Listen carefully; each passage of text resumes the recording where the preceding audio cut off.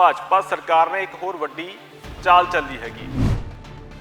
ਵਿਦਿਆਰਥੀਆਂ ਦੀ ਫੈਲੋਸ਼ਿਪ ਤੇ ਸਿੱਧੇ ਤੌਰ ਤੇ ਕਾਟਾ ਮਾਰਨ ਦੀ ਕੋਸ਼ਿਸ਼ ਕੀਤੀ ਗਈ ਹੈ। ਰਿਲੀਜੀਅਸ ਜਿਹੜੀਆਂ ਮਿਨੋਰਿਟੀਜ਼ ਨੇ ਨੋਟੀਫਾਈਡ ਨੇ ਸੈਂਟਰਲ ਗਵਰਨਮੈਂਟ ਵੱਲੋਂ, ਇਹ ਉਹਨਾਂ ਨੂੰ ਦਿੱਤਾ ਜਾਂਦਾ ਜੀ। ਸਿੱਧੇ ਤੌਰ ਤੇ ਜਿਹੜੀਆਂ ਘੱਟ ਗਿਣਤੀਆਂ ਨੇ ਉਹਦੇ ਉੱਪਰ ਹਮਲਾ ਬੀਜੇਪੀ ਆਰਐਸਐਸ ਵੱਲੋਂ ਲਗਾਤਾਰ ਮੁਸਲਮਾਨਾਂ ਤੇ ਘੱਟ ਗਿਣਤੀਆਂ ਤੇ ਵੱਡੇ ਹਮਲੇ ਕੀਤੇ ਜਾ ਰਹੇ ਨੇ। ਪੂਰਾ ਡਿਜ਼ਾਈਨ ਜਿਹੜਾ ਹੈਗਾ ਇਹ ਪ੍ਰਾਈਵੇਟਾਈਜੇਸ਼ਨ ਦਾ ਤੇ ਭਗਵੇਕਰਨ ਦਾ ਇਕੱਠਾ ਡਿਜ਼ਾਈਨ ਹੈ। ਸਿਰਫ ਵਿਦਿਆਰਥੀਆਂ ਦੇ ਹੱਕਾਂ ਤੇ ਹਮਲਾ ਹੈਗਾ ਜਾਂ ਫਿਰ ਇੱਕ ਗਿਣੀ ਮਿੱਥੀ ਸਾਜ਼ਿਸ਼ ਹੈਗੀ ਹੈ? घर वाले सोचेंगे खुद से पीएचडी या एमफिल इनको करवानी पड़ेगी, उससे अच्छा it's better to keep them out, better to get them married. Future में शायद जेआरएफ पे भी आ जाए, ये बोलें क्या ज़रूरत है स्कॉलर्स को पैसे देने की। पर जो इदां ਦੀਆਂ ਚੀਜ਼ਾਂ ਖਤਮ ਹੋ ਜਾਣਗੀਆਂ ਫਿਰ ਤਾਂ ਮੈਨੂੰ ਲੱਗਦਾ ਕਿ हक खोण वाली गल हो जाएगी। करेक्ट, ये चाहते हैं कि ये इनका वो जो हिंदू राष्ट्र और सैफरनाइजेशन का एजेंडा है ना, वो फुलफिल ही ऐसे होगा जब इनके अपने लोग जो मेजॉरिटेरियन स्वर्णाज है वो यहाँ एजुकेशन सेक्टर को डोमिनेट करें। ਸਤਿ ਸ਼੍ਰੀ ਅਕਾਲ ਦੋਸਤੋ, ਤੁਹਾਡੇ ਨਾਲ ਤੁਹਾਡਾ ਆਪਣਾ ਦੋਸਤ ਹਰਦੀਪ ਸਿੰਘ ਭੋਗਲ। ਸਮੇਂ-ਸਮੇਂ ਤੇ ਪੰਜਾਬ ਨਾਲ ਜੁੜੇ ਵੱਖ-ਵੱਖ ਮਸਲੇ ਤੁਹਾਡੇ ਮੁਖਾਤਿਬ ਕਰਦੇ ਰਹਿੰਦੇ ਆ। ਅੱਜ ਇੱਕ ਬੜਾ ਅਹਿਮ ਮਸਲਾ ਜਿਹੜਾ ਲੋਕਾਂ ਦੇ ਨਾਲ ਜੁੜਿਆ ਹੋਏਗਾ, ਵਿਦਿਆਰਥੀ ਵਰਗ ਦੇ ਨਾਲ ਜੁੜਿਆ ਹੈਗਾ, ਉਹ ਸਾਹਮਣੇ ਆਇਆ ਕਿ ਭਾਜਪਾ ਸਰਕਾਰ ਨੇ ਇੱਕ ਹੋਰ ਵੱਡੀ ਚਾਲ ਚੱਲੀ ਹੈਗੀ। ਵਿਦਿਆਰਥੀਆਂ ਦੀ ਫੈਲੋਸ਼ਿਪ ਤੇ ਸਿੱਧੇ ਤੌਰ ਤੇ ਕਾਟਾ ਮਾਰਨ ਦੀ ਕੋਸ਼ਿਸ਼ ਕੀਤੀ ਗਈ ਹੈ। ਤਰਕ ਦਿੱਤੇ ਜਾ ਰਹੇ ਨੇ ਵੱਖ-ਵੱਖ। ਕੀ ਤਰਕ ਦਿੱਤੇ ਜਾ ਰਹੇ ਨੇ, ਕਿਉਂ ਫੈਲੋਸ਼ਿਪ ਖਤਮ ਕੀਤੀ ਜਾ ਰਹੀ ਹੈ, ਕਿਹੜੀ ਫੈਲੋਸ਼ਿਪ ਦਾ ਜ਼ਿਕਰ ਹੋ ਰਿਹਾ ਇੱਥੇ, ਤਾਂ ਇਹਦੇ ਨਾਲ ਕੀ ਨੁਕਸਾਨ ਹੋਣ ਵਾਲਾ ਹੈਗਾ ਵਿਦਿਆਰਥੀ ਵਰਗ ਨੂੰ, ਗੱਲਬਾਤ ਕਰਦੇ ਹਾਂ। ਸੰਦੀਪ ਸਾਡੇ ਨਾਲ ਨੇ, ਪੰਜਾਬ ਯੂਨੀਵਰਸਿਟੀ ਅਸੀਂ ਪਹੁੰਚੇ ਹੋਏ ਹਾਂ। ਸੰਦੀਪ, ਇਹ ਕਿਹੜੀ ਫੈਲੋਸ਼ਿਪ ਹੈਗੀ ਹੈ ਜਿਹਦਾ ਜ਼ਿਕਰ ਹੋ ਰਿਹਾ ਤੇ ਖਤਮ ਕਰਨ ਦੀ ਕੋਸ਼ਿਸ਼ ਹੋਈ ਹੈ? ਅਸਲ ਦੇ ਵਿੱਚ ਇਹ 2009 ਦੇ ਵਿੱਚ ਫੈਲੋਸ਼ਿਪ ਸ਼ੁਰੂ ਹੋਈ ਸੀ, ਮੌਲਾਨਾ ਆਜ਼ਾਦ ਨੈਸ਼ਨਲ ਫੈਲੋਸ਼ਿਪ ਸਕੀਮ। ਇਹਦੇ ਵਿੱਚ 6 ਰਿਲੀਜੀਅਸ ਜਿਹੜੀਆਂ ਮਿਨੋਰਿਟੀਜ਼ ਨੇ ਨੋਟੀਫਾਈਡ ਨੇ ਸੈਂਟਰਲ ਗਵਰਨਮੈਂਟ ਵੱਲੋਂ, ਇਹ ਉਹਨਾਂ ਨੂੰ ਦਿੱਤਾ ਜਾਂਦਾ, ਜਿਹਦੇ ਵਿੱਚ ਸਿੱਖ, ਮੁਸਲਿਮ, ਜੈਨ, ਪਾਰਸੀ ਤੇ ਕ੍ਰਿਸਚਨ, ਇਹ ਸਾਰੀਆਂ ਉਹ ਮਿਨੋਰਿਟੀਜ਼ ਨੇ ਜਿਹਦੇ ਵਿੱਚ ਪਛੜੇ, ਜਿਨ੍ਹਾਂ ਦੀ ਰਿਪਰੈਜ਼ੈਂਟੇਸ਼ਨ ਨਹੀਂ ਹੈਗੀ, ਤਾਂ ਉਹਦੀ ਰਿਪਰੈਜ਼ੈਂਟੇਸ਼ਨ ਇਨਸ਼ੋਰ ਕਰਨ ਵਾਸਤੇ ਇਹ ਫੈਲੋਸ਼ਿਪ ਸਕੀਮ ਲਿਆਂਦੀ ਗਈ ਸੀਗੀ। ਤੇ ਅੱਜ ਵੀ ਇਹ ਜਿਹੜਾ ਮੋਦੀ ਸਰਕਾਰ ਦੁਆਰਾ ਪਾਰਲੀਮੈਂਟ ਦੇ ਵਿੱਚ ਇਹਦੇ ਉੱਪਰ ਕਾਟਾ ਮਾਰਿਆ ਗਿਆ ਤੇ ਉਹ ਸਿੱਧੇ ਤੌਰ ਤੇ ਜਿਹੜੀਆਂ ਘੱਟ ਗਿਣਤੀਆਂ ਨੇ ਉਹਦੇ ਉੱਪਰ ਹਮਲਾ ਹੈ। ਇਹ ਤਰਕ ਵੀ ਦਿੱਤਾ ਗਿਆ, ਕਹਿੰਦੇ ਤਰਕ ਕਿ ਓਵਰਲੈਪ ਹੋ ਜਾਂਦੀ ਹੈ। ਇਹ ਤਰਕ ਕੀ ਦਿੱਤਾ ਗਿਆ ਇਹਦੇ ਵਿੱਚ? ਹਾਂ, ਇਹਦੇ ਵਿੱਚ ਤਰਕ ਇਹ ਦਿੱਤਾ ਗਿਆ ਕਿ ਜਿਹੜੀ ਨੈਸ਼ਨਲ ਫੈਲੋਸ਼ਿਪ ਹੈ ਇਹ ਮਿਨੋਰਿਟੀਜ਼ ਦੇ ਲਈ, ਇਹ ਯੂਜੀਸੀ ਦੀ ਜੀਆਰਐਫ ਦੇ ਨਾਲ ਓਵਰਲੈਪ ਕਰਦੀ ਆ, ਜਦ ਕਿ ਇਹ ਬਹੁਤ ਵੱਡਾ ਝੂਠ ਹੈ। ਕੋਈ ਓਵਰਲੈਪ ਨਹੀਂ ਕਰਦੀ ਤੇ ਜਿਹੜਾ ਇੱਕ ਰਿਸਰਚ ਸਕਾਲਰ ਇੱਕ ਟਾਈਮ ਤੇ ਇੱਕੋ ਹੀ ਫੈਲੋਸ਼ਿਪ ਅਵੇਲ ਕਰ ਸਕਦਾ, ਤਾਂ ਓਵਰਲੈਪ ਵਾਲਾ ਕੋਈ ਇਸ਼ੂ ਨਹੀਂ ਹੈਗਾ। ਅਗਰ ਓਵਰਲੈਪ ਵਾਲਾ ਆਰਗੂਮੈਂਟ ਚੱਕਣਗੇ ਤਾਂ ਫਿਰ national fellowship for SC, OBC, ST ਇਹ ਵੀ ਖਤਮ ਹੋ ਜਾਏਗੀ। ਇਹ ਕਾਰਨ ਕੀ ਲੱਗਦੇ ਨੇ, ਕਿਉਂ ਇਹ ਸਾਰੀਆਂ ਚੀਜ਼ਾਂ ਕੀਤੀਆਂ ਜਾ ਰਹੀਆਂ? ਕਿਉਂਕਿ ਮੈਨੂੰ ਲੱਗਦਾ ਹੈ ਕਿ ਇੱਕ ਵੱਡੀ ਆਸ ਹੁੰਦੀ ਵਿਦਿਆਰਥੀ ਵਰਗ ਨੂੰ, ਜਿਹੜੇ ਬੱਚੇ ਪੜ੍ਹਨਾ ਚਾਹੁੰਦੇ ਨੇ ਉਹਨਾਂ ਲਈ ਇਹ ਫੈਲੋਸ਼ਿਪ ਬੜੀ ਵੱਡੀ ਆਸ ਹੁੰਦੀ ਕਿ ਇਹਦੇ ਜ਼ਰੀਏ ਅਸੀਂ ਆਪਣੀ ਪੜ੍ਹਾਈ ਪੂਰੀ ਕਰ ਲਵਾਂਗੇ। ਕਾਰਨ ਕੀ ਲੱਗਦੇ ਨੇ ਇਹਦੇ ਪਿੱਛੇ, ਕੀ ਮਨਸ਼ਾ ਕੀ ਲੱਗ ਰਹੀ ਹੈ? ਇਹਦੇ ਵਿੱਚ ਦੋ ਵੱਡੇ ਕਾਰਨ ਲੱਗਦੇ ਨੇ ਕਿ ਇੱਕ ਤਾਂ ਓਵਰਆਲ ਜਿਹੜੀ ਪ੍ਰਾਈਵੇਟਾਈਜੇਸ਼ਨ ਦਾ ਡਿਜ਼ਾਈਨ ਹੈ ਉਹਦੇ ਤਹਿਤ ਹਰ ਤਰ੍ਹਾਂ ਦੀ ਫੈਲੋਸ਼ਿਪ ਜਿਹੜੀ ਹੈਗੀ ਉਹ ਖਤਮ ਕਰਨੀ ਆ। ਮਤਲਬ ਸਭ ਤੋਂ ਪਹਿਲਾਂ ਉਹ ਸੈਕਸ਼ਨ ਦੀ ਫੈਲੋਸ਼ਿਪ ਖਤਮ ਕਰਨਗੇ ਜਿਹਦੇ ਉੱਪਰ ਪਪੂਲਰ ਕੰਸੈਂਸ ਹੈ। ਮਤਲਬ ਅੱਜ ਅਗਰ ਅਸੀਂ ਦੇਖਦੇ ਹਾਂ ਪੂਰੇ ਦੇਸ਼ ਦੇ ਵਿੱਚ ਬੀਜੇਪੀ ਆਰਐਸਐਸ ਵੱਲੋਂ ਲਗਾਤਾਰ ਮੁਸਲਮਾਨਾਂ ਤੇ ਘੱਟ ਗਿਣਤੀਆਂ ਤੇ ਵੱਡੇ ਹਮਲੇ ਕੀਤੇ ਜਾ ਰਹੇ ਨੇ ਤੇ ਇੱਕ ਮਾਹੌਲ ਵੀ ਹੈਗਾ ਕਿ ਮੁਸਲਮਾਨਾਂ ਦੇ ਖਿਲਾਫ ਮਾਹੌਲ ਵੀ ਹੈਗਾ ਕਿ ਅਗਰ, ਕਿਉਂਕਿ ਉਹਦਾ ਨਾਮ ਹੀ ਮੌਲਾਨਾ ਆਜ਼ਾਦ ਹੈ, ਹਾਲਾਂਕਿ ਉਹ ਹੈ 6 ਸਿੱਖ ਰਿਲੀਜੀਅਸ ਮਿਨੋਰਿਟੀ ਲਈ ਹੈ, ਉਹਦੇ ਨਾਮ ਤੋਂ ਵੀ ਸ਼ਾਇਦ ਦਿੱਕਤ ਹੈ ਬੀਜੇਪੀ ਆਰਐਸਐਸ ਨੂੰ ਕਿ ਇਹ ਮੁਸਲਿਮ ਨਾਮ ਹੈ। ਤਾਂ ਇਸ ਕਰਕੇ ਉਹ ਫੈਲੋਸ਼ਿਪ ਜਿਹੜੀ ਖਤਮ ਕਰਕੇ ਵੀ ਸਭ ਤੋਂ ਪਹਿਲਾਂ ਇਹ ਖਤਮ ਕਰੀਏ, ਉਹ ਤੋਂ ਬਾਅਦ ਫਿਰ ਐਸਸੀ, ਓਬੀਸੀ ਸਾਰੀਆਂ ਫੈਲੋਸ਼ਿਪ ਖਤਮ ਕਰਨਗੇ। ਤੇ ਇਹ ਪੂਰਾ ਡਿਜ਼ਾਈਨ ਜਿਹੜਾ ਹੈਗਾ ਇਹ ਪ੍ਰਾਈਵੇਟਾਈਜੇਸ਼ਨ ਦਾ ਤੇ ਭਗਵੇਕਰਨ ਦਾ ਇਕੱਠਾ ਡਿਜ਼ਾਈਨ ਹੈ। ਇਹ ਪੈਕੇਜ ਆ ਉਹਨਾਂ ਦਾ ਕਿ ਪ੍ਰਾਈਵੇਟ ਕਰਦੇ ਹੋਏ, ਭਗਵਾਕਰਨ ਕਰਦੇ ਹੋਏ ਸਾਰੀਆਂ ਚੀਜ਼ਾਂ ਖਤਮ। ਤੁਸੀਂ ਆਪਣੀ ਆਵਾਜ਼ ਕਿਸੇ ਸਿਸਟਮ ਤੱਕ ਪਹੁੰਚਾਉਣ ਦੀ ਜਾਂ ਕੋਈ ਆਫੀਸ਼ੀਅਲਸ ਤੱਕ ਪਹੁੰਚਾਉਣ ਦੀ ਕੀਤੀ ਹੈਗੀ ਕਿ ਉਹਨਾਂ ਤੱਕ ਆਵਾਜ਼ ਪਹੁੰਚੇ ਵੀ ਇਹ ਚੀਜ਼ ਬੜੀ ਗਲਤ ਹੋ ਰਹੀ ਹੈ ਇਸ ਵੇਲੇ, ਜਾਂ ਸਰਕਾਰ ਤੱਕ ਜਾਂ ਸਰਕਾਰੀ ਨੁਮਾਇੰਦਿਆਂ ਤੱਕ? ਅਸਲ ਦੇ ਵਿੱਚ ਅਸੀਂ ਤੇ ਹੋਰ ਜਿਹੜੀਆਂ ਸਟੂਡੈਂਟ ਜਥੇਬੰਦੀਆਂ ਨੇ, ਜੀਐਨਯੂ ਦੇ ਵਿੱਚ ਪ੍ਰੋਟੈਸਟ ਹੋਇਆ, ਪੰਜਾਬ ਯੂਨੀਵਰਸਿਟੀ ਦੇ ਵਿੱਚ ਐਸਐਫਐਸ ਵੱਲੋਂ ਅਸੀਂ ਪ੍ਰੋਟੈਸਟ ਕੀਤਾ ਤੇ ਇਸ ਦਾ ਪੁਰਜ਼ੋਰ ਵਿਰੋਧ ਕੀਤਾ ਤੇ ਕਾਫੀ ਭਰਮਾ ਹੁੰਗਾਰਾ ਵੀ ਮਿਲਿਆ ਤੇ ਵੱਡੇ ਪੱਧਰ ਤੇ ਰਿਸਰਚ ਸਕਾਲਰ, ਖਾਸ ਕਰਕੇ ਜਿਨ੍ਹਾਂ ਦੀ ਹਲੇ ਫੈਲੋਸ਼ਿਪ ਹੋਣੀ ਹੈ ਕਲੀਅਰ, ਜਿਨ੍ਹਾਂ ਨੂੰ ਆਸ ਹੈ ਕਿ ਉਹਨਾਂ ਦਾ ਇਹਦੇ ਵਿੱਚ ਨਾਮ ਆ ਜਾਏਗਾ, ਤਾਂ ਉਹ ਉਹਨਾਂ ਨੇ ਵੱਡੇ ਪੱਧਰ ਤੇ ਸ਼ਮੂਲੀਅਤ ਕਰਕੇ ਪੰਜਾਬ ਯੂਨੀਵਰਸਿਟੀ ਦੇ ਵਿੱਚ ਮੋਦੀ ਸਰਕਾਰ ਦਾ ਘੱਟ ਗਿਣਤੀ ਵਿਰੋਧੀ ਜਿਹੜਾ ਚਿਹਰਾ ਉਹਨੂੰ ਨੰਗਾ ਵੀ ਕੀਤਾ ਤੇ ਉਹਦੇ ਉਹਨਾਂ ਦਾ ਪੁਤਲਾ ਵੀ ਫੂਕਿਆ। ਸਾਡੇ ਨਾਲ ਇੱਥੇ ਕੁਝ ਰਿਸਰਚ ਸਕਾਲਰ ਵੀ ਨੇ, ਗੱਲ ਕਰਦੇ ਆ। ਕੀ ਨਾਮ ਤੁਹਾਡਾ? हेलो, मेरा नाम पुनीत है। ਪੁਨੀਤ, ਇਹ ਜਿਹੜੀ ਜਿੱਦਾਂ ਫੈਲੋਸ਼ਿਪ ਖਤਮ ਹੁੰਦੀ ਹੈ ਤਾਂ ਕੀ ਨੁਕਸਾਨ ਕੀ ਲੱਗਦਾ ਇਹਦਾ ਤੁਹਾਨੂੰ? नुकसान तो बहुत ज़्यादा है। एक तो देखो कितने लोगों को, कितने स्टूडेंट्स को ये एक्सक्लूड कर देगा। देखो बहुत बारी a lot of female students, उनको बहुत आस है स्कॉलरशिप से। आपको पता है families do not want to invest in the higher education of their girl child. Okay, तो कितनी रिसर्च स्कॉलर्स जो फीमेल्स हैं वो तो यही सोचेंगे, घर वाले सोचेंगे खुद से पीएचडी या एमफिल इनको करवानी पड़ेगी, उससे अच्छा it's better to keep them out, better to get them married, why spend on their education. Because ये बहुत एक अच्छी स्कॉलरशिप थी। और एक और बात जो इन्होंने जो बार बार ये बोल रहे हैं, it overlaps with other scholarships which is a total farce. कौन सी स्कॉलरशिप है जिसके साथ ओवरलैप कर रही है?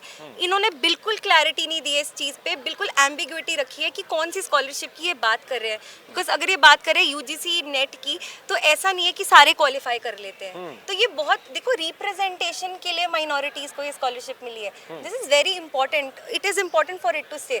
बिकॉज धीरे धीरे ये क्या करेंगे, ये एनएफएससी ले जाएंगे वापस, ये एनएसटी को हटा देंगे, और फ्यूचर में शायद जेआरएफ पे भी आ जाए। ये बोलें क्या जरूरत है स्कॉलर्स को पैसे देने की रिसर्च के लिए। ਵੈਸੇ ਅਮੂਮਨ ਕਿੰਨਾ ਫੈਲੋਸ਼ਿਪ ਕਿੰਨੇ ਕੁ ਦੀ ਮਿਲਦੀ ਹੈ, ਕਿੰਨਾ ਕੁ ਫਾਇਦਾ ਹੁੰਦਾ ਜਦੋਂ ਅਸੀਂ ਪੜ੍ਹਾਈ ਦੀ ਗੱਲ ਕਰਦੇ ਹਾਂ, ਖਾਸ ਕਰਕੇ ਇਸ ਫੈਲੋਸ਼ਿਪ ਦੀ ਅਸੀਂ ਗੱਲ ਕਰੀਏ, ਕਿੰਨੀ ਕੁ ਅਮਾਉਂਟ ਮਿਲ ਜਾਂਦੀ ਵਿਦਿਆਰਥੀ ਨੂੰ ਸੋ ਦੈਟ ਉਹ ਆਪਣੀ ਸਟੱਡੀ ਕੰਪਲੀਟ ਕਰ ਸਕੇ? करेक्ट। तो जब आप एक जेआरएफ या आप एक एनएफएससी या आप एक एमएएनएफ स्कॉलर हो, आपको अमाउंट उतना ही मिलता है जितना एक जेआरएफ कैंडिडेट को मिलता है। तो एक जेआरएफ कैंडिडेट को मिलता है एचआरए मिला के 35,960 के आसपास, मतलब 31,000 तो है।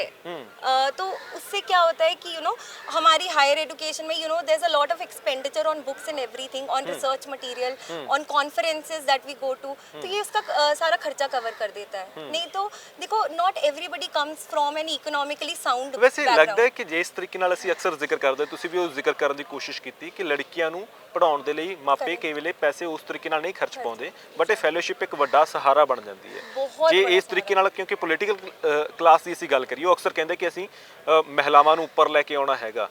ਐਜੂਕੇਸ਼ਨ ਮਿਨਿਸਟਰ ਦੀ ਅਸੀਂ ਬਾਰ-ਬਾਰ ਬਿਆਨ ਸੁਣਦੇ ਤਾਂ ਉਹਨਾਂ ਦੇ ਵੱਲੋਂ ਵੀ ਇਦਾਂ ਦੀਆਂ ਚੀਜ਼ਾਂ ਕਹੀਆਂ ਜਾਂਦੀਆਂ ਕਿ ਅਸੀਂ ਮਹਿਲਾਵਾਂ ਨੂੰ ਉੱਪਰ ਲੈ ਕੇ ਆਉਣਾ, ਪਰ ਜਦੋਂ ਇਦਾਂ ਦੀਆਂ ਚੀਜ਼ਾਂ ਖਤਮ ਹੋ ਜਾਣਗੀਆਂ ਫਿਰ ਤਾਂ ਮੈਨੂੰ ਲੱਗਦਾ ਕਿ ਹੱਕ ਖੋਣ ਵਾਲੀ ਗੱਲ ਹੋ ਜਾਏਗੀ। करेक्ट। ये सिर्फ उनकी बातें हैं, ये पेपर पे होती है, ये जुबानी बोली हुई बातें हैं। एक्चुअली में रियल लाइफ में उसको वो बिल्कुल इम्प्लीमेंट नहीं करना चाहते। देखो ये बहुत बड़ा एक इनकी एक कॉन्स्पिरेसी है। ये एजुकेशन सेक्टर से किन लोगों को निकालना चाहते हैं? माइनॉरिटीज को, मार्जिनली बैकवर्ड लोगों को, मार्जिनल कास्ट को। क्यों? क्योंकि ये चाहते हैं कि ये इनका वो जो हिंदू राष्ट्र और सैफ्रनाइजेशन का एजेंडा है ना, वो फुलफिल ही ऐसे होगा जब इनके अपने लोग जो मेजॉरिटेरियन स्वर्णाज है वो यहाँ एजुकेशन सेक्टर को डोमिनेट करेंगे। तो ये पूरा डिजाइन ਤੁਹਾਡਾ ਕੀ ਨਾਮ ਹੈਗਾ ਤੁਹਾਡਾ? मेरा नाम अकबर अली है। ਅਕਬਰ, ਇਹ ਜਿਹੜੀ ਚੀਜ਼ ਹੋ ਰਹੀ ਹੈ, ਤੁਸੀਂ ਕਿਸ ਚੀਜ਼ ਤਰੀਕੇ ਨਾਲ ਇਸ ਚੀਜ਼ ਨੂੰ ਐਨਾਲਿਸਿਸ ਕਰ ਰਹੇ ਹੋ ਕਿ ਇਹ ਸਿਰਫ ਵਿਦਿਆਰਥੀਆਂ ਦੇ ਹੱਕਾਂ ਤੇ ਹਮਲਾ ਹੈਗਾ ਜਾਂ ਫਿਰ ਇੱਕ ਗਿਣੀ ਮਿੱਥੀ ਸਾਜ਼ਿਸ਼ ਹੈਗੀ ਹੈ? नहीं, ये सिर्फ जो स्कॉलर्स है या जो स्टूडेंट्स है उन पे ही हमला नहीं है, ये पार्टिकुलर कम्युनिटी से जिनके कोई बोलने वाला नहीं है, हम एक तरीके से कह सकते हैं, जिनकी रिप्रेजेंटेशन नहीं है, तो उन पे ही एक अटैक है। क्योंकि वो जो सॉफ्ट टारगेट बनते हैं तो उन पे ही एक अटैक है।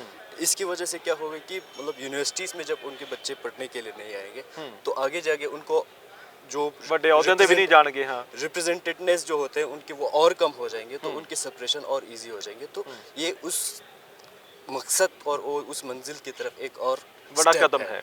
ਸੰਦੀਪ, ਜੇ ਅਸੀਂ ਗੱਲ ਕਰੀਏ, ਬੜੀ ਅਹਿਮ ਚੀਜ਼ ਹੈ ਇਹ। ਬੜੀਆਂ ਛੋਟੀਆਂ ਛੋਟੀਆਂ ਚੀਜ਼ਾਂ ਬੜੀਆਂ ਅਹਿਮ ਹੁੰਦੀਆਂ। ਕਹਿੰਦੇ ਕਿ ਕਿਸੇ ਨੂੰ ਖਤਮ ਕਰਨਾ ਹੋਵੇ ਤਾਂ ਐਜੂਕੇਸ਼ਨ ਦਾ ਸਿਸਟਮ ਇੱਕ ਜਿਹੜਾ ਹੁੰਦਾ ਨਾ, ਉਸ ਨੂੰ ਹਿਲਾ ਦਿੱਤਾ ਜਾਵੇ ਜਾਂ ਆਪਣੇ ਤਰੀਕੇ ਨਾਲ ਮੋਲਡ ਕਰ ਲਿਆ ਜਾਵੇ। ਪ੍ਰਾਈਵੇਟ ਯੂਨੀਵਰਸਿਟੀ ਦੇ ਵਿੱਚ ਪੜ੍ਹਾਈ ਕਰਨੀ ਤਾਂ ਲੱਖਾਂ ਹਜ਼ਾਰਾਂ ਲੱਖਾਂ ਦਾ ਖਰਚਾ ਹੈਗਾ, ਵਿਦਿਆਰਥੀ ਇਸ ਵੇਲੇ ਅਫੋਰਡ ਵੀ ਨਹੀਂ ਕਰ ਪਾਉਂਦੇ। ਇਸੇ ਤਰੀਕੇ ਨਾਲ ਮੈਡੀਕਲ ਪੜ੍ਹਾਈ ਦੀ ਗੱਲ ਕਰੀਏ, ਉਹਦੇ ਵਿੱਚ ਵੀ ਇਹੀ ਹਾਲ ਨੇ, ਤਾਂ ਬੰਦੇ ਨੇ ਵਕੀਲ ਬਣਨਾ, ਉਹਦੇ ਵਿੱਚ ਵੀ ਇਹੀ ਹਾਲ। ਲੱਗਦਾ ਕਿ ਇਹ ਬੜੀ ਗੰਭੀਰ ਚੀਜ਼ ਹੈਗੀ ਹੈ। ਤੇ ਆਮ ਤੌਰ ਤੇ ਜਿਹੜੇ ਲੋਕ ਜ਼ਿਕਰ ਕਰਦੇ ਨੇ, ਖਾਸ ਕਰਕੇ ਕਿ ਪੰਜਾਬ ਦੇ ਅਸੀਂ ਹੱਕ ਦੇ ਵਿੱਚ ਖੜੇ ਹਾਂ, ਦੇਸ਼ ਦੇ ਅਸੀਂ ਹੱਕ ਦੇ ਵਿੱਚ ਖੜੇ ਹਾਂ, ਜਿਹੜਾ ਛੋਟਾ ਤਬਕਾ ਉਹਦੇ ਹੱਕ ਦੇ ਵਿੱਚ ਖੜੇ ਹਾਂ, ਉਹਨਾਂ ਨੂੰ ਹੁਣ ਸਮਾਂ ਹੈਗਾ ਬੁਲੰਦ ਕਰਨ ਦਾ ਆਵਾਜ਼ ਕਿ ਇੱਥੇ ਆਣ ਕੇ ਖੜੇ ਹੋਵੋ। ਜੇ ਆਹ ਚੀਜ਼ ਹੋ ਗਈ ਤਾਂ ਇਸ ਤੋਂ ਬਾਅਦ ਖਤਮ ਹੈ ਸਾਰਾ ਕੁਝ। ਬਿਲਕੁਲ, ਮੈਨੂੰ ਲੱਗਦਾ ਬਹੁਤ ਪੁਰਜ਼ੋਰ ਤਰੀਕੇ ਦੇ ਨਾਲ ਪੰਜਾਬ ਦੇ ਖਾਸ ਕਰਕੇ ਜਿਹੜੀਆਂ ਮਿਨੋਰਿਟੀ ਨੂੰ ਰਿਪਰੈਜ਼ੈਂਟ ਕਰਨ ਦਾ ਦਾਅਵਾ ਕਰਦੇ ਨੇ, ਮੈਂ ਉਹਨਾਂ ਦਾ ਫਰਜ਼ ਬਣਦਾ ਕਿ ਇਹ ਜਿਹੜਾ ਇੰਪੋਰਟੈਂਟ ਇਸ਼ੂ ਆ, ਇਹ ਲੱਗ ਤਾਂ ਸਕਦਾ ਕਿ ਛੋਟਾ ਜਿਹਾ ਇਸ਼ੂ ਹੈ ਯਾਰ, ਫੈਲੋਸ਼ਿਪ ਦਾ ਇਸ਼ੂ ਆ, ਮਿਨੋਰਿਟੀ ਦੀ ਫੈਲੋਸ਼ਿਪ ਦਾ ਇਸ਼ੂ 700 ਕਰੋੜ ਦਾ ਇਸ਼ੂ ਆ, ਬਟ ਨਹੀਂ, ਇਹ ਉਹ ਤਾਰ ਪੂਰੀ ਡਿਜ਼ਾਈਨ ਦੇ ਨਾਲ, ਜਿਹੜੀ ਜਿੱਦਾਂ ਪੁਨੀਤ ਨੇ ਗੱਲ ਕੀਤੀ, ਉਹ ਹਿੰਦੂ ਰਾਸ਼ਟਰ ਦਾ ਜਿਹੜਾ ਡਿਜ਼ਾਈਨ ਹੈ ਇਹ ਉਹਦੇ ਨਾਲ ਜੁੜਦੀ ਜਾ ਕੇ ਇਹਦੀ ਤਾਰ ਕੇ ਮਤਲਬ ਇਹਨਾਂ ਨੇ ਸਾਰੀਆਂ ਫੈਲੋਸ਼ਿਪਾਂ ਬੰਦ ਕਰਨੀਆਂ। ਤੁਸੀਂ ਆਪਣੇ ਵੱਲੋਂ ਇਸ ਵੇਲੇ ਕੀ ਡਿਮਾਂਡ ਕਰ ਰਹੇ ਹੋ? ਕਿ ਕਿਉਂਕਿ ਬੀਜੇਪੀ ਦੀ ਸਰਕਾਰ ਨੇ ਆਪਣੇ ਹਿਸਾਬ ਨਾਲ ਚੀਜ਼ ਕਰਤੀ, ਤੁਸੀਂ ਪੰਜਾਬ ਗਵਰਨਮੈਂਟ ਤੋਂ ਕੀ ਅਪੀਲ ਕਰ ਰਹੇ ਹੋ ਜਾਂ ਇੱਥੇ ਦੀਆਂ ਜਿਹੜੀਆਂ ਪੋਲੀਟੀਕਲ ਜਮਾਤਾਂ ਹੈਗੀਆਂ ਨੇ ਉਹਨਾਂ ਤੋਂ ਕੀ ਅਪੀਲ ਕਰ ਰਹੇ ਹੋ ਇਸ ਵੇਲੇ?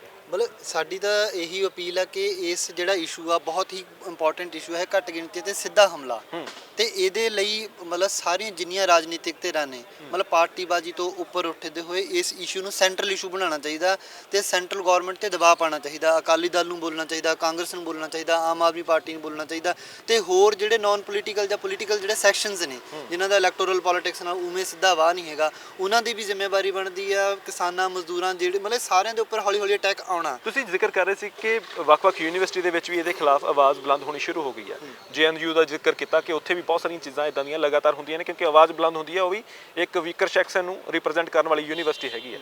ਤਾਂ ਤੁਸੀਂ ਮੰਨਦੇ ਹੋ ਕਿ ਵੱਖ-ਵੱਖ ਜਿਹੜੀਆਂ ਯੂਨੀਵਰਸਿਟੀਆਂ ਨੇ ਜਿੱਥੇ ਇਹ ਫੈਲੋਸ਼ਿਪ ਦਾ ਫਾਇਦਾ ਹੋ ਰਿਹਾ ਸੀਗਾ, ਉਹਨਾਂ ਸਾਰਿਆਂ ਨੂੰ ਇੱਕ ਪਲੇਟਫਾਰਮ ਤੇ ਇਕੱਠਿਆਂ ਕਰਕੇ ਫਿਰ ਇੱਕ ਵੱਡਾ ਮੂਵਮੈਂਟ ਜਾਂ ਵੱਡੀ ਕਾਰਵਾਈ ਕਰਨ ਦੀ ਲੋੜ ਹੈਗੀ ਇਸ ਵੇਲੇ? ਮਤਲਬ ਹਾਂਜੀ, ਉਹ ਤਾਂ ਹੋਣੀ ਹੀ ਚਾਹੀਦੀ ਹੈ ਕਿ ਮਤਲਬ ਹਰ ਯੂਨੀਵਰਸਿਟੀ ਦੇ ਵਿੱਚ ਜਿਹੜੀਆਂ ਸਟੂਡੈਂਟ ਆਰਗੇਨਾਈਜੇਸ਼ਨ ਨੇ, ਜਿਹੜੀਆਂ ਲੋਕ ਪੱਖੀ ਸਟੂਡੈਂਟ ਆਰਗੇਨਾਈਜੇਸ਼ਨਸ ਨੇ, ਸਟੂਡੈਂਟ ਪੱਖੀ ਨੇ, ਉਹਨਾਂ ਨੂੰ ਇੱਕ ਪਲੇਟਫਾਰਮ ਤੇ ਇੱਕ ਕਾਲ, ਯੂਨਾਈਟਿਡ ਕਾਲ ਦੇਣੀ ਚਾਹੀਦੀ ਆ ਤੇ ਓਵਰਆਲ ਜਿਹੜੀ ਐਜੂਕੇਸ਼ਨ ਦੀ ਪ੍ਰਾਈਵੇਟਾਈਜੇਸ਼ਨ ਹੋ ਰਹੀ ਆ ਉਹਦੇ ਉੱਪਰ ਵੀ ਫੋਕਸ ਰੱਖਣਾ ਚਾਹੀਦਾ ਕਿ ਇਹ ਸਿਰਫ ਪਹਿਲਾ ਅਟੈਕ ਇਹ ਮਿਨੋਰਿਟੀ ਤੇ ਆ ਤੇ ਓਵਰਆਲ ਇਹਨਾਂ ਨੇ ਹੁਣ ਜਿਹੜਾ ਨਵੀਂ ਪ੍ਰੋਵੀਜ਼ਨ ਲੈ ਕੇ ਆਂਦੀ ਆ, ਨਵੀਂ ਸਿੱਖਿਆ ਨੀਤੀ 2020 ਲੈ ਕੇ ਆਂਦੀ ਆ, ਉਹਦੇ ਵਿੱਚ ਤਾਂ ਪੂਰੀ ਉਹ ਐਂਟੀ ਮਿਨੋਰਿਟੀ ਆ, ਪੂਰੀ ਉਹ ਕਾਸਟਿਸਟ ਪਾਲਿਸੀ ਆ। ਉਹਨੇ ਪੂਰੀ ਪਾਲਿਸੀ ਨੇ ਸਾਰੀ ਐਜੂਕੇਸ਼ਨ ਖਤਮ ਕਰਕੇ ਰੱਖ ਦੇਣੀ ਹੈ ਕਿਉਂਕਿ ਉਹਦੇ ਵਿੱਚ ਕਲੀਅਰਲੀ ਐਕਸਪਲਿਸਿਟਲੀ ਕਲੀਅਰ ਆ ਕਿ ਜਿਹੜੀ UGC ਆ ਉਹਨੂੰ ਖਤਮ ਕਰਕੇ, ਫੈਲੋਸ਼ਿਪ ਖਤਮ ਕਰਕੇ ਉਹਨੂੰ ਰਿਪਲੇਸ ਕਰਨਾ ਲੋਨ ਦੇ ਨਾਲ ਕਿ ਤੁਹਾਨੂੰ ਫੈਲੋਸ਼ਿਪ ਨਹੀਂ ਦੇਵਾਂਗੇ, ਤੁਹਾਨੂੰ ਲੋਨ ਦੇਵਾਂਗੇ। ਮਤਲਬ ਜਿਹੜਾ ਸਾਡਾ ਫੰਡਾਮੈਂਟਲ ਰਾਈਟ ਆ ਕਿ ਫ੍ਰੀ ਐਂਡ ਕੰਪਲਸਰੀ ਐਜੂਕੇਸ਼ਨ ਸਾਡੇ ਲਈ ਹੋਣੀ ਚਾਹੀਦੀ ਹੈ, ਫੈਲੋਸ਼ਿਪ ਹੋਣੀ ਚਾਹੀਦੀ ਆ, ਇਨਫੈਕਟ ਨਾਨ ਨੈਟ ਫੈਲੋਸ਼ਿਪ ਵੀ ਹੋਣੀ ਚਾਹੀਦੀ ਆ। ਮੈਂ ਸਾਡੀ ਡਿਮਾਂਡ ਤਾਂ ਇਹ ਹੋਣੀ ਚਾਹੀਦੀ ਹੈ ਕਿ ਹਰ ਕੋਈ ਜਿਹੜਾ ਵੀ ਰਿਸਰਚ ਕਰਨਾ ਚਾਹੁੰਦਾ, ਕੋਈ ਵੀ ਕਾਸਟ ਆ ਉਹਦੀ, ਕੋਈ ਵੀ ਉਹਦਾ ਰਿਲੀਜਨ ਆ, ਉਹਦੇ ਲਈ ਫ੍ਰੀ ਹੋਣੀ ਚਾਹੀਦੀ ਹੈ। ਰਾਈਟ ਟੂ ਐਜੂਕੇਸ਼ਨ ਦਾ ਅਸੀਂ ਜ਼ਿਕਰ ਕਰਦੇ ਹਮੇਸ਼ਾ, ਪਰ ਮੈਨੂੰ ਲੱਗਦਾ ਕਿ ਜਿੱਦਾਂ ਹੁਣ ਤੁਸੀਂ ਜ਼ਿਕਰ ਕੀਤਾ ਕਿ ਲੋਨ ਦੇਣ ਵਾਲੀ ਗੱਲ, ਇਹ ਤਾਂ ਉਹ ਵਾਲੀ ਗੱਲ ਹੋ ਗਈ ਜਿੱਦਾਂ ਵਿਦਿਆਰਥੀ ਇੱਥੋਂ ਲੋਨ ਲੈ ਕੇ ਵਿਦੇਸ਼ਾਂ 'ਚ ਪੜ੍ਹਾਈ ਕਰਨ ਜਾਂਦੇ ਆ, ਉਸੇ ਸਿਸਟਮ ਤੇ ਤਰਜ਼ ਤੇ ਹੁਣ ਇੱਥੇ ਦੀਆਂ ਪ੍ਰਾਈਵੇਟ ਜਿਹੜੀਆਂ ਘਰਾਣੇ ਨੇ ਉਹਨਾਂ ਨੂੰ ਫਾਇਦਾ ਦੇਣ ਦੀ ਕੋਸ਼ਿਸ਼ ਹੋਵੇਗੀ, ਨਾ ਕਿ ਵਿਦਿਆਰਥੀਆਂ ਦੇ ਹੱਕ ਦੀ ਗੱਲ ਹੋਵੇ। ਬਿਲਕੁਲ ਬਿਲਕੁਲ, ਮਤਲਬ ਹਰ ਚੀਜ਼ ਨੂੰ ਟਾਰਗੇਟ ਕਰ ਰਹੇ ਨੇ ਲੋਨ, ਅਤੇ ਉਹ ਮਤਲਬ ਟੀਚਰਾਂ ਨੂੰ ਵੀ ਇਹਨੇ ਇਫੈਕਟ ਕਰਨਾ। ਟੀਚਰਾਂ ਦੀ ਪੇ ਸਕੇਲ ਉਹਨਾਂ ਨੂੰ ਕੰਟਰੈਕਚੁਅਲਾਈਜੇਸ਼ਨ ਕਰ ਦੇਣਾ। ਨੈਸ਼ਨਲ ਐਜੂਕੇਸ਼ਨ ਪਾਲਿਸੀ ਦਾ ਏਜੰਡਾ ਹੀ ਇਹ ਆ। ਮਤਲਬ ਟੀਚਰਾਂ ਨੂੰ ਵੀ ਬੋਲਣਾ ਚਾਹੀਦਾ। ਅਨਫੋਰਚੂਨੇਟ ਪਾਰਟ ਆ ਕਿ ਮਤਲਬ ਵੱਡਾ ਸੈਕਸ਼ਨ ਜਿਹੜਾ ਟੀਚਰਾਂ ਦਾ ਉਹ ਬੋਲ ਹੀ ਨਹੀਂ ਰਿਹਾ। ਉਹ ਜਦੋਂ ਉਹਨਾਂ ਦਾ ਪੇ ਸਕੇਲ ਦਾ ਇਸ਼ੂ ਆਉਂਦਾ ਉਦੋਂ ਤਾਂ ਉਹ ਧਰਨੇ ਵੀ ਲਾ ਲੈਂਦੇ ਨੇ, ਬਟ ਅੱਜ ਜਦੋਂ ਫੈਲੋਸ਼ਿਪ ਤੇ ਵੱਡਾ ਅਟੈਕ ਆਇਆ, ਮੈਨੂੰ ਨਹੀਂ ਲੱਗਦਾ ਕਿਸੇ ਟੀਚਰ ਨੇ ਪੰਜਾਬ ਯੂਨੀਵਰਸਿਟੀ ਦੇ ਵਿੱਚੋਂ ਇਸ ਤਰੀਕੇ ਦੀ ਆਵਾਜ਼ ਬੁਲੰਦ ਕੀਤੀ ਹੋਵੇ। ਤੁਹਾਡੇ ਚੈਨਲ ਦੇ ਮਾਧਿਅਮ ਰਾਹੀਂ ਅਸੀਂ ਕਹਿਣਾ ਚਾਹੁੰਦੇ ਹਾਂ ਕਿ ਜਿੰਨੇ ਵੀ ਪੰਜਾਬ ਦੇ ਜਾਂ ਹੋਰ ਸਟੇਟਾਂ ਦੇ ਵਿੱਚ ਜਿੱਥੇ ਵੀ ਇਸ ਇਸ਼ੂ ਨੂੰ ਲੈ ਕੇ ਆਵਾਜ਼ ਬੁਲੰਦ ਕੀਤੀ ਜਾ ਸਕਦੀ ਆ, ਜ਼ਰੂਰ ਕਰਨੀ ਚਾਹੀਦੀ ਹੈ। ਇਹ ਐਜੂਕੇਸ਼ਨ ਤੇ ਮਿਨੋਰਿਟੀ ਤੇ ਬਹੁਤ ਵੱਡਾ ਅਟੈਕ ਹੈ। ਤਾਂ ਕੁੱਲ ਮਿਲਾ ਕੇ ਦੇਖਿਆ ਜਾਵੇ ਤਾਂ MANF ਇੱਥੇ ਇੱਕ ਵੱਡਾ ਹਮਲਾ ਸਿੱਧੇ ਤੌਰ ਤੇ ਵਿਦਿਆਰਥੀਆਂ ਦੇ ਹੱਕ ਖੋਣ ਦੀ ਕੋਸ਼ਿਸ਼ ਹੈ। ਵਿਦਿਆਰਥੀ ਵਰਗ ਸਾਫ਼ ਤੌਰ ਤੇ ਕਹਿ ਰਿਹਾ ਕਿ ਇੱਕ ਵੱਡੇ ਸਿਸਟਮ ਦਾ, ਇੱਕ ਵੱਡੇ ਤੰਤਰ ਦੀ ਸਾਜ਼ਿਸ਼ ਦਾ ਇਹ ਹਿੱਸਾ ਹੈਗਾ ਜਿਸ ਤਰੀਕੇ ਨਾਲ ਵਿਦਿਆਰਥੀਆਂ ਦੀ ਫੈਲੋਸ਼ਿਪ ਖਤਮ ਕਰਨ ਦੀ ਕੋਸ਼ਿਸ਼ ਹੋ ਰਹੀ ਹੈ। ਤੇ ਇਹਦੇ ਖਿਲਾਫ ਜਿਹੜੀਆਂ ਪੋਲੀਟੀਕਲ ਜਮਾਤਾਂ ਅਕਸਰ ਕਹਿੰਦੀਆਂ ਨੇ ਕਿ ਅਸੀਂ ਵਿਦਿਆਰਥੀ ਵਰਗ ਦੇ ਨਾਲ ਖੜੇ ਹਾਂ, ਅਸੀਂ ਹੇਠਲਾ ਤਬਕਾ ਜਿਹੜਾ ਪੜ੍ਹਾਈ ਕਰਨਾ ਚਾਹੁੰਦਾ ਹੈਗਾ ਉਹਦੇ ਨਾਲ ਖੜੇ ਆ, ਤਾਂ ਉਹਨਾਂ ਦੇ ਲਈ ਆਵਾਜ਼ ਬੁਲੰਦ ਕਰਨ ਦੀ ਲੋੜ ਹੈ। ਇਹ ਫੈਲੋਸ਼ਿਪ ਕਿਉਂ ਖਤਮ ਕੀਤੀ ਜਾ ਰਹੀ ਹੈ? ਕਿ ਇਹ ਪ੍ਰਾਈਵੇਟ ਯੂਨੀਵਰਸਿਟੀਆਂ ਨੂੰ ਫਾਇਦਾ ਦੇਣ ਦੀ, ਲੋਨ ਪ੍ਰਵਿਰਤੀ ਜਿਹੜੀ ਹੈ ਪੰਜਾਬ ਦੇ ਜਾਂ ਦੇਸ਼ ਦੇ ਵਿੱਚ ਸ਼ੁਰੂ ਕਰਨ ਦੀ, ਜਾਂ ਵਿਦਿਆਰਥੀਆਂ ਨੂੰ ਵੀ ਹੁਣ ਲੋਨ ਤੇ ਪੜ੍ਹਾਈ ਕਰਾਉਣ ਦੀ ਜਿਹੜੀ ਕੋਸ਼ਿਸ਼ ਹੈ ਉਹਦਾ ਜ਼ਿਕਰ ਕਰਨ ਦੀ ਕੋਸ਼ਿਸ਼ ਹੋ ਰਹੀ ਹੈ, ਤੇ ਫੈਲੋਸ਼ਿਪ ਖਤਮ ਕਰਨ ਦੀ ਜਿਹੜੀ ਕੋਸ਼ਿਸ਼ ਹੋ ਰਹੀ ਹੈ, ਇਹਦੇ ਬਾਰੇ ਬੜੀਆਂ ਚੀਜ਼ਾਂ ਪਹਿਲਾਂ ਵੀ ਚੱਲਦੀਆਂ ਰਹੀਆਂ ਨੇ ਤੇ ਹੁਣ ਆਖਿਰਕਾਰ ਇਹ ਵੱਡਾ ਕਦਮ ਜੇ ਚੁੱਕਿਆ ਗਿਆ ਤਾਂ ਕੀ ਇਹਦੇ ਨਤੀਜੇ ਹੋਣਗੇ? ਇਹ ਬੜੀ ਅਹਿਮ ਚੀਜ਼ ਹੈ। ਤੁਸੀਂ ਇਸ ਬਾਰੇ ਕੀ ਸੋਚਦੇ ਹੋ? ਆਪਣੇ ਕੀਮਤੀ ਵਿਚਾਰ ਜ਼ਰੂਰ ਸਾਂਝੇ ਕਰਿਓ। ਫਿਲਹਾਲ ਇੱਥੇ ਤੁਹਾਡੇ ਤੋਂ ਅਗਲੇ ਨਹੀਂ ਹੈ। ਬਹੁਤ ਬਹੁਤ ਧੰਨਵਾਦ।